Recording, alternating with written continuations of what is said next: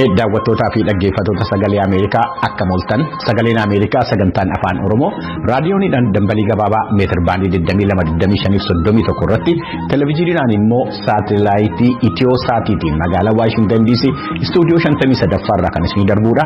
Guyyaan irraa wixata guraandhala 7 bara 2022 akka lakkoofsa Itoophiyaatti immoo amajjii 30 bara 2014 qophiilee keenya keessaa har'atti gabaasaalee adda addaa qabna. Gara gabaasaalee keenyatti ce'uudhaan duratti oduutu dursa oduu irraa kan nutti himtu Jaalannee Gammadaati.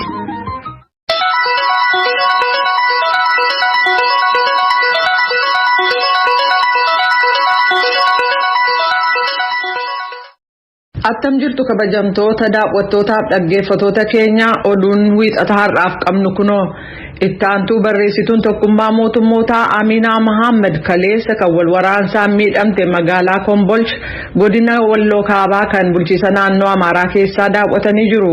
Imalli gara biyyattii gama Kaabaatti gaggeessan kun erga walgahii gamtaa Afrikaa 35ffaa irratti hirmaatanii booda ittaanaa bulchaan bulchiisa naannoo Amaaraa Dr. Geetaachoo Jambaree oduu gabaastootaaf akka ibsanitti Aminaan namoota walitti bu'iinsa gaggeeffame miidhaman waliin dubbatanii jiru.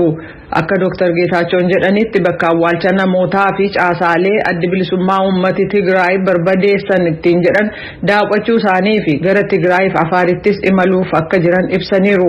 Gama kaaniin gaanfa Afrikaatti jilli addaa kan gamtaa Afrikaa Olusegun Obasanjoo har'a magaalaa Dasee seenuun walitti bu'iinsa gaggeeffamee fi sana booda caasaalee barbadaa'an daawwatanii jiru. Caama hamaa biyyootii gaanfa Afrikaa mudateen kan ka'e namoonni biyya ollaa taate Somaaliyaa irraa daangaa ce'uun Itoophiyaa akka seenan dirqisiisee jira jechuudhaan bulchaan bulchiisa naannoo Somaalee Mustafee Mohaammed Omar ibsanii jiru. Kanaaf jecha dhaabni baqattootaa kan tokkummaa mootummootaa yookaan UNHCR namoota daangaa sadarkaa addunyaa ce'uun Itoophiyaa seenuun baqataa ta'uuf jiran kan bakka Dolloo jedhamtu kan Somaaliyaa keessatti mooraa ijaaree akka simatuuf Mustafeen gaafataniiru.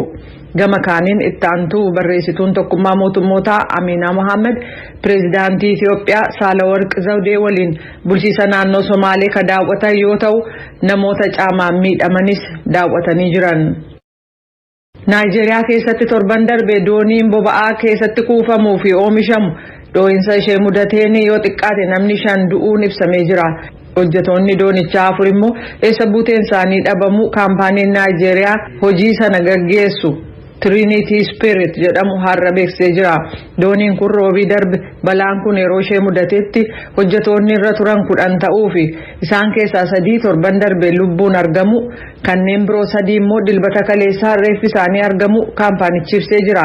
Hojjetoonni kanneen biroo 4 eessa akka jiran nageenya isaanii hordofuun waan ilaalchi duraatti kennamee hojjetaa jiru ta'uu kaampaaniin kun ibsee jira. Yeroo balaan kun dhaqqabeetti hojii oomishuu irras akka hin turre ibsamee jira. Lammiiwwan Sudaanii fi kan Sudaan kibbaa 20 caalaan hokkara uumameen kan ka'e mooraa baqataa Itoophiyaa kaaba dhiyaa keessaa dhiyeessuuf ka dirqaman ta'uu akkasumas gargaarsa lubbuu isaanii oolchu kan isaan barbaachisu ta'uun ibsameera. Gabaasa kana Lisaa Shalaayintu Jeneevaarraa ergee tujubee dhiyeessa. Mooraan lammiiwwan Sudaaniif baqattoota Sudaan kibbaa 10,300 keessa jiraatan kan Itoophiyaa kaaba gama dhiyaa naannoo Beenishaangul Gumuz keessaa amajjii 18 saamamuudhaan gubatee jira. Kun kan mudate magaalaa dhiyoo jiru Toongoo keessatti erga lolli gareelee eenyummaan isaanii hin beekamne kanneen hidhataniif humnootii federaalaa gidduutti ka'een booda. Haalli rifaasisaan kun kan mudate xumura baatii muddeerra mooraa kabroon naannoo sana jiru erga saamameen booda.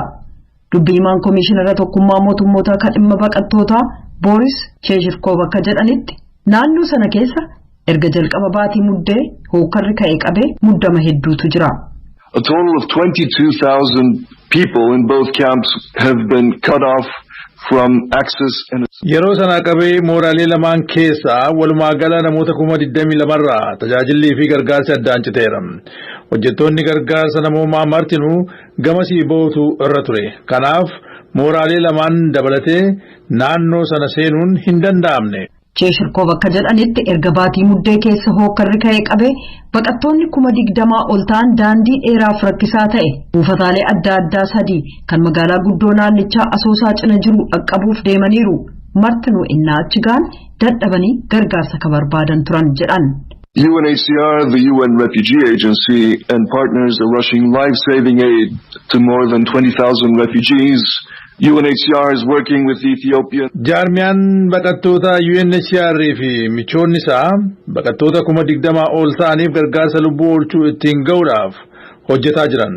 Baqattoota qe'ee isaaniirraa buqqa'aniif nyaata ho'aa, bishaan qulqulluu fi kunuunsa fayyaa dabalatee gargaarsa yeroo tattamaa dhiyeessuuf hojjetaa jira.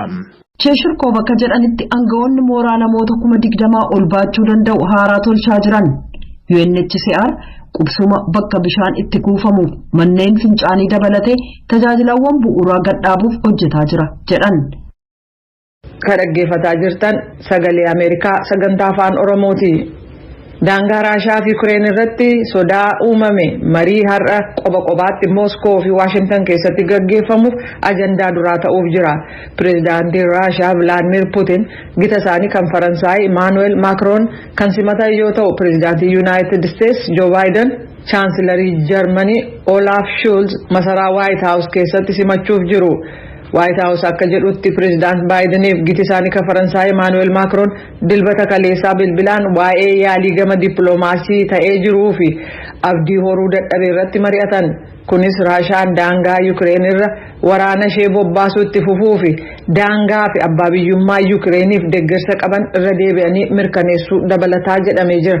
Pireezidaant Maakiroon torban darbe akka jedhanitti dhimmi iddoo duraa kennaniif Raashaa waliin dubbachuu fi muddamsa jiru laaffisuudha. Pireezidaant Puutiin waliin ega dubbatanii booda hoogganoota Ukireen waliin dubbachuuf jecha kibxata borii gara Kiev kan deeman ta'uun beekameera.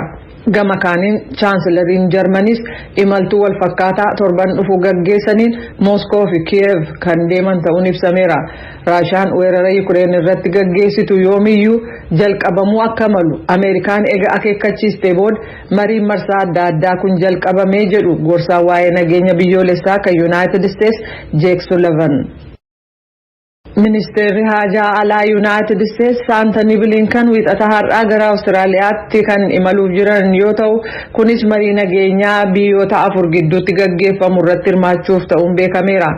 Dhimmoota nageenya galaanarraa fi saayibarii irratti mari'achuun kutaa Hindii fi Paasifik gidduutti weeraraa fi humnaan sodaachisuu gaggeeffamu ittisuu irratti mariin kun kan fuulleffatu ta'uu ministeerri dantaa alaa Ameerikaa beekseera. Biyyoonni arfan marii nageenyaa gaggeessan kun Awustiraaliyaa, Hindii, Jaapaanii fi Yuunaayitid Isteets ta'uun beekamee jira.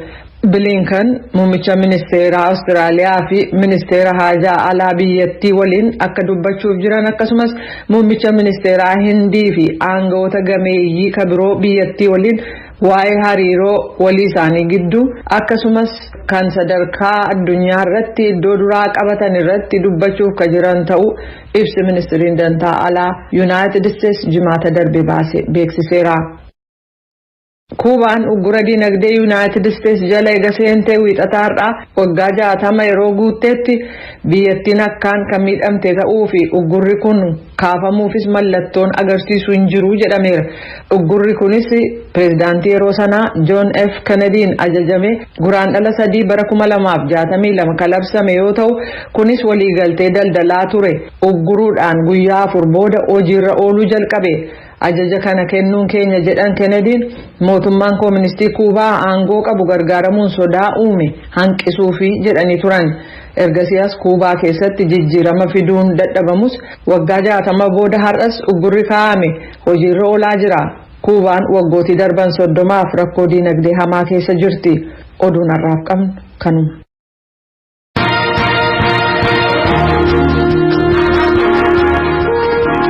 Hordoftoota keenya amma immoo gara gabaasaalee keenya itti aanutti ceena. Yaa'iin hooggantoota kan gamtaa Afrikaa 35ffaan sanbataa fi dilbata darbe magaalaa Finfinnee keessatti gaggeeffamee jira. Bulchiinsonni Afrikaa yaa'ii kana irratti hirmaatan hundumtuu waa'ee dhiibbaan weerarri COVID-19 dinagdeedhaa fi hawaasummaa irratti geessisee fi akkasumas immoo rakkina nageenyaa ardii sana keessa jiru irratti mari'ataniiru. Muummeen ministeeraa Itoophiyaa Abiyyi Ahmed yaa'icha irratti haasaa taasisaniin Afrikaan mana maree nageenyaa dhaabbata mootummoota gamtoomanii keessatti teessoo isheedhaaf maltu akka argachuu qabdu gaafataniiru. Dhimma kana irratti Galmoo Daawiti gabaasa qindeessa qaba itti aanee dhiyaata. walga'iin waggaa gaggeessitoota biyya gamtaa Afrikaa sanbata ture magaalaa Finfinneetti kan jalqabe. Dursa haasawa baniinsaa dura bu'aa gamtichaa Musaa Faaqii Naansee. Mr. Musaan dubbii isaanii keessatti dhiibbaa weerarri dhibee koronaa dinagdee Afrikaa irratti fide isa boodas kan Afrikaa mudataa jiru hanqina talaallii COVID-19 kaasanii furamuu akka qabu dubbatan. Inni biraan waa'ee rakkina nageenyaa Afrikaa keessatti mul'ataa jira jedhameeti. Mr. Musaa Faaqii fonqolchi mootummaa naannoo Saahel rakkoon bulchiinsaa bakka adda addaatti mul'atu Afrikaa maqaa yakkee jechuun dubbatan. Muummee ministeera Abiy Ahmedis hirmaattootaaf dubbii dubbataniin Afrikaaf waan barbaachisaadha jedhan akkasitti ibsan. Africa's voice on the world stage needs to be heard loud and clear.